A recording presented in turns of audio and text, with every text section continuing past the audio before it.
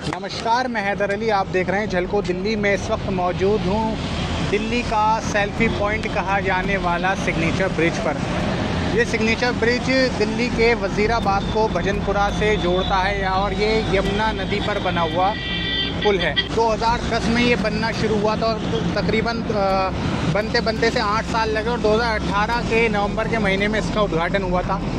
1518 करोड़ रुपए इसकी कुल बजट यानी कुछ लागत आई थी। बजट तो जब इसकी शुरुआत हुई थी काफ़ी कम था, लेकिन बनते बनते इसका बजट लगातार बढ़ता गया और 1518 करोड़ पर आकर रुका।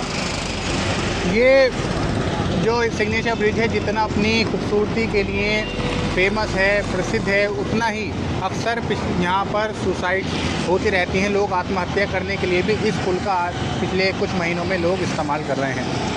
एक रिपोर्ट के अनुसार पिछले करीब 1 से 1.5 साल में 30 से 40 लोगों ने इस पुल से कूदकर सुसाइड करने की कोशिश की है, जिसमें ज़्यादातर महिलाएं हैं जो घर में घरेलू झगड़ों से परेशान होकर ये कदम उठाने के लिए मजबूर होती हैं।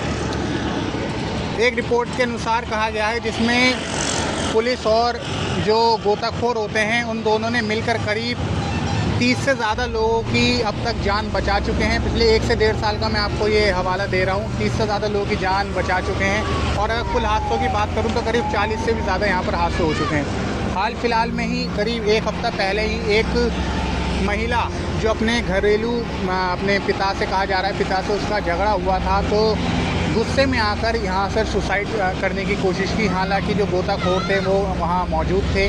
पुलिस भी ब्रिज पर हमेशा रहती है, तो उन्होंने तुरंत एक्शन लेते हुए उस महिला को बचाया और उसके घर वालों के हवाले कर दिया। इससे पहले ही 1 जुलाई के महीने भी हादसा हुआ था।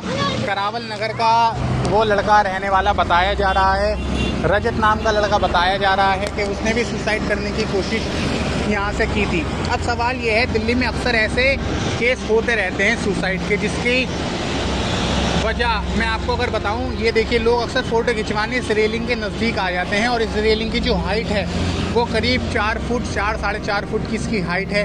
तो लोग अक्सर जब नीचे झांकते हैं तो हादसे होने की भी संभावनाएं लगातार रहती हैं। ऐसे में बच्चे, महिलाएं, लोग अक्सर यहाँ पर आ जाते हैं, तो हादसे लगातार होते रहते हैं। अब ऐसे में सरकार को चाहिए, अधिकारियों को चाहिए कि वो या तो यहाँ पर एक रेलिंग लगाएं, ताकि कम से कम 8 फुट की तो रेलिंग यहाँ होनी चाहिए, ताकि कोई अगर फ़ोटो भी खिंचवाता है, नीचे झांकता है, तो इस तरह का कोई हादसा ना हो। यहाँ पर आप देखें मेरे पीछे काफ़ी लोग, अब देखें मैं अभी आपका जिक्र कर ही रहा था, यहाँ पर लोग फ़ोटो खिंचवा रहे हैं रेलिंग पर खड़े होकर। तो इस तरह के हादसे लगातार बने रहते हैं और ऐसे में ज़रूरत है कि वो इन सब चीज़ों का सरकार ध्यान रखे और ऐसे हालात पैदा ना हों, इसके ऊपर भी वो काम करे।